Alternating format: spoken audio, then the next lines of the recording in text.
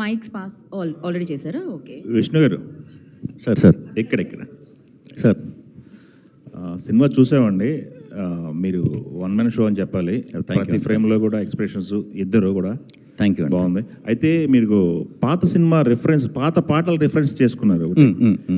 అవి ఆ ఆలోచన ఎవరిదండి? ఆ సాంగ్స్ ఆర్పి పట్నాయక్ గారి సాంగ్ తీసుకోవటం, అవునవును. జైన్ జెండా అని ఎక్కువ అంటే సింపుల్ అండి, వాడు ఇంకా పాతకాలపు మనిషి అనేది ఇంకొంచెం డీటెయిల్గా ఆడియన్కి కనెక్ట్ అవుతారు కదా. జైన్ సినిమా ఫ్యాన్ అంటున్నాడు. సో ఇంకా మైండ్ సెట్ పాతకాలంలోనే ఉంది. తర్వాత చాలా లవ్ స్టోరీలు వచ్చినా కూడా అదే సిన్సియర్ అనుకుని ఉండే మనస్తత్వం కొంచెం రిఫ్లెక్ట్ అవుతుంది కదా అని పెట్టిన సీన్స్ అండి అవి. దానికి చాలా మంచి రెస్పాన్స్ వచ్చింది. ఓకే. ఇందాక ప్రొడ్యూసర్ గారు మాట్లాడుతూ రివ్యూలను పట్టించుకోవద్దు అన్నారు. రివ్యూస్ విషయంలో మీరు ఏమన్నా అన్సాటిస్ఫై ఉన్నారా? లేదండి, లేదు. వాళ్ళ అభిప్రాయం మిమ్మల్ని అడిగారా? ఎవరైనా చెప్పండి. అది 100% వాళ్ళు అభిప్రాయం మేము గౌరవిస్తామండి, తప్పు లేదు.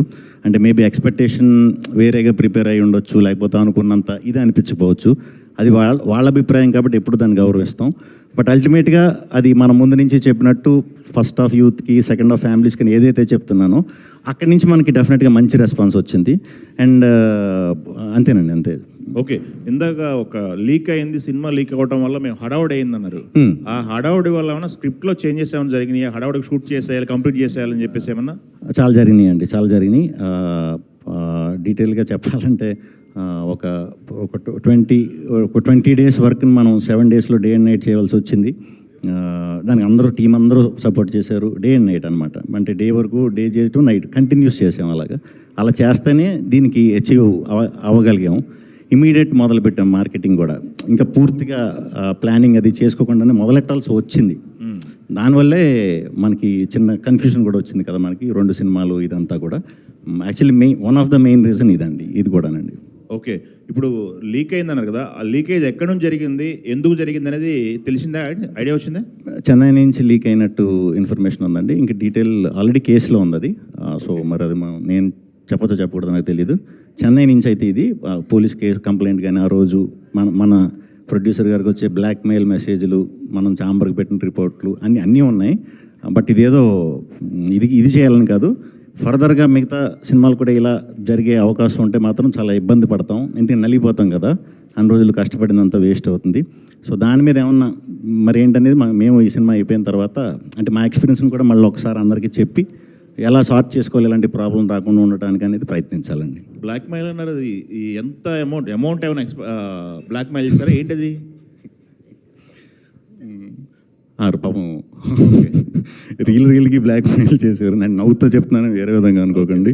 రీల్కి ఈయన కూడా చెప్పడానికి చాలా ఇబ్బంది పడ్డారు. రిలీజ్ ముందు రోజు వరకు కూడా ఇది జరిగిందండి. రిలీజ్ ముందు రోజు వరకు కూడా ఇది వచ్చింది. ఆ విషయంలో అయితే ఈయన చాలా నలిగిపోయారు. అలా అని చెప్పి మమ్మల్ని ప్యానిక్ చేయలే. అదే అంటే ఈ ఇష్యూ ఛాంబర్ గానే చాలా బాడీస్ ఉన్నాయి, ఇండస్ట్రీ మొత్తంలో వెళ్ళాం. వెంటనే కంప్లైంట్ సపోర్ట్ ఎలా ఉందండి? 100% సపోర్ట్ చేసింది. ఓకే. సో ఆ రోజు సండే మార్నింగ్ 9 o'clock నాకు ఫోన్ వచ్చింది. నేను ఫోన్ లిఫ్ట్ చేయట్లేదు. అంటే వరుసగా కొడుతుంటే ఏమంటే సుబ్రహ్మణ్యం గారు మీరు ఫోన్ లిఫ్ట్ చేయండి, ఒకసారి అర్జెంట్ వాట్సాప్ చూడండి అన్నారు.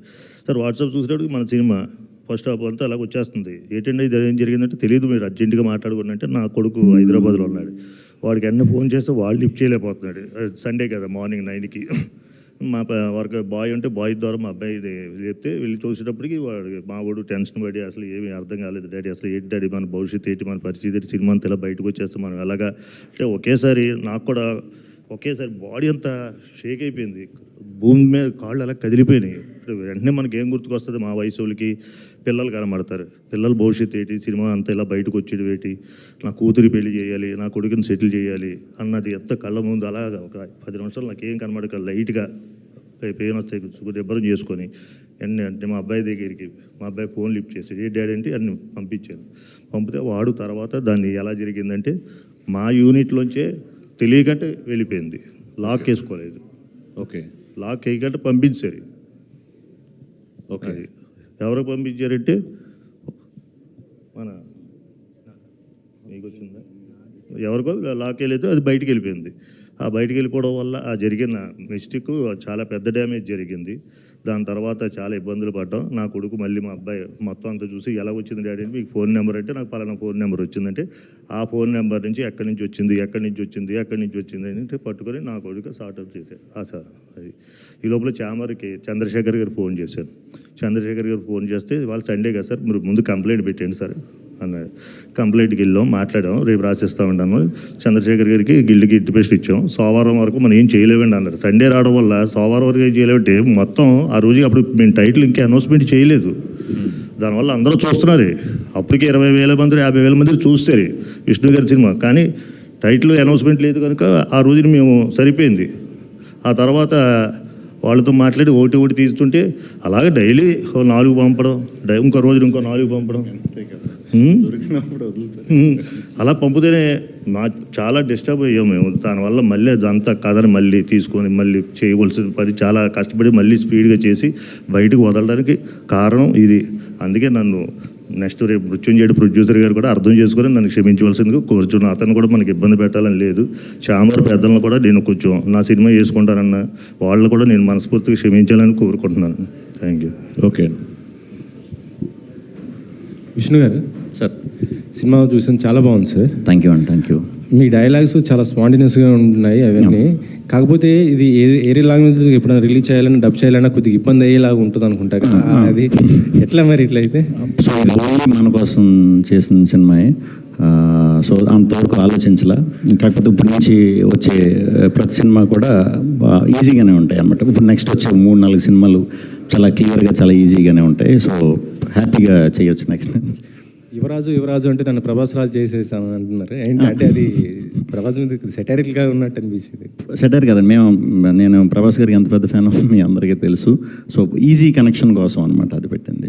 అవునా? ఈరోజు మీ బర్త్డే సందర్భంగా మృత్యుంజయ్ కూడా ట్రైలర్ ఇప్పుడే లాంచ్ అయింది. ఎన్టీఆర్ గారు తారక్ గారు చేశారు. చాలా థ్యాంక్స్. రెస్పాన్స్ కూడా అద్భుతంగా వస్తుంది. ఇది కంప్లీట్ వేరే జానర్, అది వేరే జానర్. సో అది కూడా టెరిఫిక్గా ఉండబోతుంది. అది ప్యూర్ థ్రిల్లర్ అండి, ఇంకా edge of the seat thriller. అది కలిసారండి ఎన్టీఆర్ గారిని? మీరు కలిసారా? లేదు, మేము ఇప్పుడు ఇమీడియట్ ఇటు వచ్చిన తర్వాత ఊరు వెళ్ళిపోతున్నాం అండి. 2 days ఫినిష్ చేసుకుని నెక్స్ట్ వీక్ కలుస్తున్నానండి. Thank you. 9 Sarika.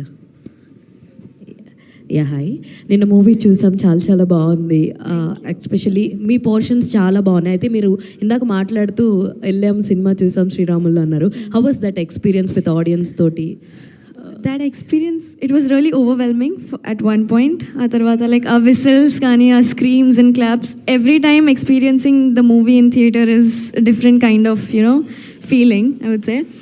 And yeah, చాలా హ్యాపీగా ఉన్నాను అది చూసి. లైక్ ఇంకా మేము టూర్కి వెళ్తున్నాం ఈరోజు.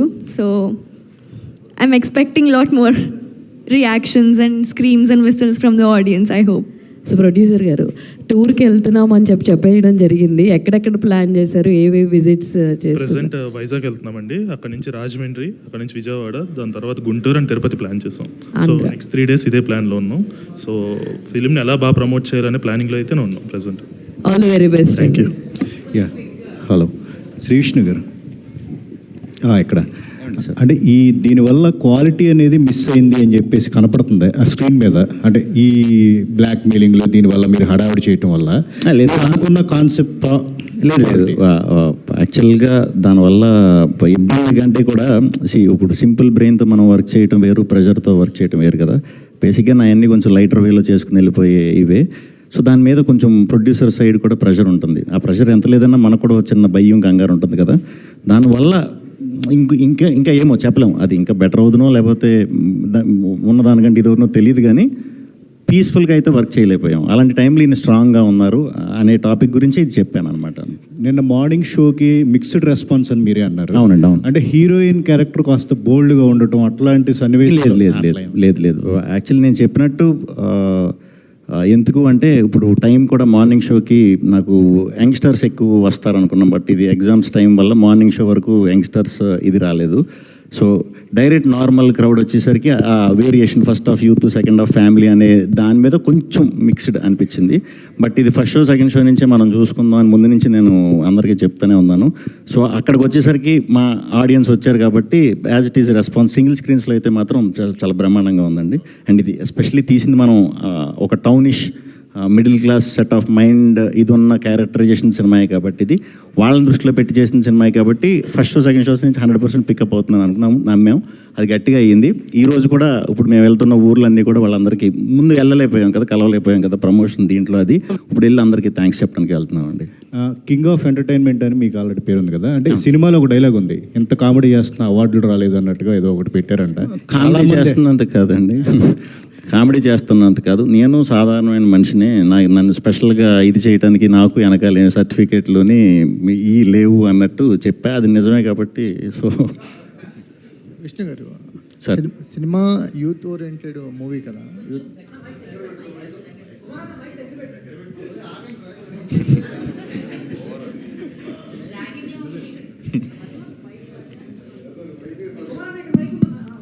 విష్ణు గారు యూత్ ఓరియంటెడ్ స్క్రిప్ట్స్ అన్ని సెలెక్ట్ చేసుకుంటున్నారు. అంటే కెరీర్ బిగినింగ్లో చూస్తేనేమో కొంచెం సీరియస్ చేశారు, సీరియస్ ఫ్యామిలీస్ ఎక్కువ చేశారు.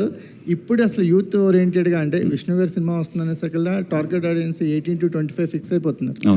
ఆ ఆడియన్స్కి ఈ ఫెంటాస్టిక్గా వర్కౌట్ అయింది అనిపిస్తుంది. ఎస్పెషల్లీ వీరి వీరి పాట చూస్తుంటే నెక్స్ట్ లెవెల్కి తీసుకెళ్ళిపోయారు. సో ఆ మేనరిజమ్స్ అనేది ఒక అసెట్గా మారినాయి మీకు. సో ఏం చెప్తారు ఆ మేనరిజమ్స్? ఇదంతా అందరు ఆడియన్స్కి దగ్గర అవడానికి రకరకాల జానర్స్లో స్లోగా సంపాదించుకుంటామండి. ఇదంతా కలిపి ఫుల్ ప్యాకేజ్ కింద త్వరలోనే, అంటే 6 ఏళ్ళ నుంచి 60 ఏళ్ళ వరకు కూడా ఫస్ట్ నుంచి లాస్ట్ వరకు కూడా ప్రతి సీను ఇది అయ్యేలాగా ఒక సినిమా త్వరలో తీస్తా. సో అందరూ సాటిస్ఫై అవుతారు. నయన్ గారు అంటే సో ఒక చిన్న బోల్డ్ అటెంప్ట్ చేస్తారనుకోవచ్చా దీంతో? కొంచెం క్యారెక్టరైజేషన్ ఆడియన్స్ పర్స్పెక్టివ్ని చూస్తుంటే లైక్ అలా అనిపించట్లేదు. ఎందుకంటే ఆ క్యారెక్టర్ ఫస్ట్ హాఫ్లో ఒక ఆర్క్ ఉంటుంది, సెకండ్ హాఫ్లో చేయటం వల్ల అంటే మీరు ఇప్పటివరకు ప్రీవియస్ 3 మూవీస్తో పోల్చుకుంటే కొంచెం definitely out of the box. Yes definitely ఈ మనీషా క్యారెక్టర్ అయితే definitely out of the box character నాకు. అండ్ ఆయక నుంచి చాలా డిఫరెంట్గా ఉంది. అండ్ నా పర్ఫార్మెన్స్కి కూడా చాలా స్కోప్ ఉంటుంది ఇందులో. సో యా డెఫినెట్లీ బోల్డ్గా ఉంటుంది కొంచెం ఆయనతో కంపేర్ చేసి. సిగరెట్ తాగారు, మందు కొట్టారు, ఎలా అనిపించిందండి? అది రియల్ లేదు, అది రియల్ సిగరెట్ రియల్ మందు లేదు కదా. సో ఎలా అనిపించింది అంటే మందు అంటే వాటర్ తాగాను, సిగరెట్ అంటే అది హెర్బల్ సిగరెట్ చేసి ఇచ్చారు నాకు. సో నాకు అదే చెప్పారు కదా, శ్రీ విష్ణు గారు వాయిస్తోనే వచ్చింది కదా వార్నింగ్.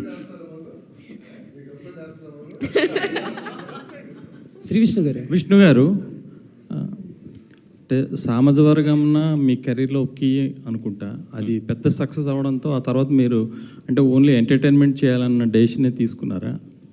అలా ఏం లేదండి, అంటే అంతకుముందు ఎక్స్పెరిమెంట్ అది చేసేవారు బాగాను. అంతకుముందు కూడా ఎంటర్టైన్మెంట్లు ఉన్నాయండి. ఇప్పుడు మెంటల్ మొదలు కానీ బ్రోచే కానీ ఇప్పుడు వారంలో వస్తుంది మీకు ఎంటర్టైన్మెంట్. నన్ను ఎక్కువ చూసాను ఫీలింగ్ ఉంటే వారం రోజుల్లో వచ్చేస్తుంది థ్రిల్లర్, మళ్ళీ ఫుల్ థ్రిల్ అయిపోతారు.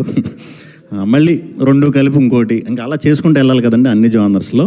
సో నేను ఎంటర్టైన్మెంట్ చేసినా కూడా అండర్లైన్గా ఏదో ఒక కొత్త ఇంట్రెస్టింగ్ పాయింట్ ఏదో ఉండేలాగే చూసుకుంటూ వెళ్తానండి. శ్రీ విష్ణు గారు, థ్యాంక్ యూ.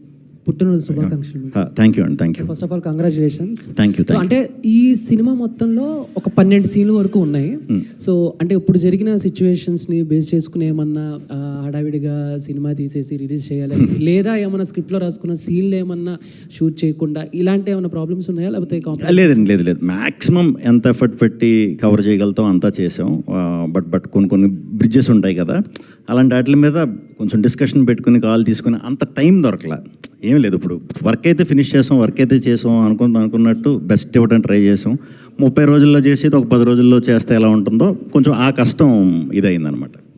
అంటే బ్యాక్ టు బ్యాక్ 2 సినిమాలు రిలీజ్ అవుతున్నాయి. అండ్ సినిమాలో చెప్పినట్టు హీరోయినా ఏదో ఒక అవార్డుకి నామినేట్ అవ్వాలని చెప్పేసి రావాలని చెప్పేసి కోరుకుంటున్నాం కూడా.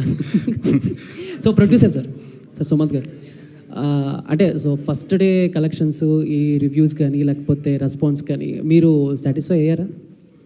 సో చెప్పాలంటే చాలా సాటిస్ఫై అయ్యాను. ఎందుకనంటే ప్రజలు దాన్ని చూశారు, నాకు కాల్ చేశారు. సో నేను ఎక్కడ మార్నింగ్ షోలు చూసి లేకపోతే మిక్సర్ రివ్యూస్ చూసి కొంచెం అన్సాటిస్ఫై అయ్యా. సో దాని తర్వాత నాకు డిఫరెంట్ ఏరియాస్ నుంచి అందరూ ఫోన్లు చేయడంతో పాటు పైగా ఇప్పుడు చూస్తే కూడా బుక్ మై షోలో ట్రెండ్ అవుతుంది. సో చాలా హ్యాపీగా ఉన్నాను. సో ఇంకా సినిమా నెక్స్ట్ 2 weeks కూడా కంప్లీట్గా మొత్తం విష్ణు గారు మేము అంతా టూర్ వేసుకొని చేస్తాం. విష్ణు గారు, హేమాది last question because flight time అవుతుంది. Sir many more happy returns of the day. అయితే మీరు వేరే వాళ్ళ మీద డైలాగ్స్ వేయడం, పంచ్ లైన్స్ వేయడం చాలా మంది ఆడియన్స్ రిసీవ్ చేసుకుంటారు. And at the same time ఇందులో మీ మీద కూడా డైలాగ్స్ వేయించుకున్నారు, లైక్ ఈడేంటి అక్కడ డాన్స్లు వేసేస్తున్నాడు, పిచ్చుకొక్కరిసినట్టు. యా, అంటే హౌ యూ ఎంకరేజ్ సార్? చాలా మంది తీసుకోరు మన మీద డైలాగులు వేస్తూ అన్నది. హౌ యూ ఫీల్ దట్ అన్నది? ఏమండి మైత్రి గీత ఆర్ట్స్ మీద కూడా వేశారు కదా సార్ డైలాగ్. అది పొగిడితే వేసామండి. అది నెక్స్ట్ మా సినిమాలు ఉన్నాయి కాబట్టి దాంట్లో ప్రమోషన్ నుంచి మొదలెట్టాం. అంటే డైలాగ్స్ కూడా స్క్రిప్ట్లో రాసినవి కాకుండా మీరు మామూలుగా డైలాగ్ చెప్పినప్పుడు కూడా లోపల నుంచి ఏదో వచ్చినట్టు, అంటే హీరోయిన్ మిమ్మల్ని నుంచోబెట్టి చెప్తున్నప్పుడు బాబాయ్ ఇది నుంచోబెట్టి వార్తలు చెప్పేస్తుంది అని చెప్పేసి ఇలాంటి డైలాగ్ వేస్తారు కదా, సో అవి మీరే వేస్తారా? అది పర్ఫార్మెన్స్ అదే కదండి. మరి అది చేయటానికి కదా మమ్మల్ని పెట్టుకుంది.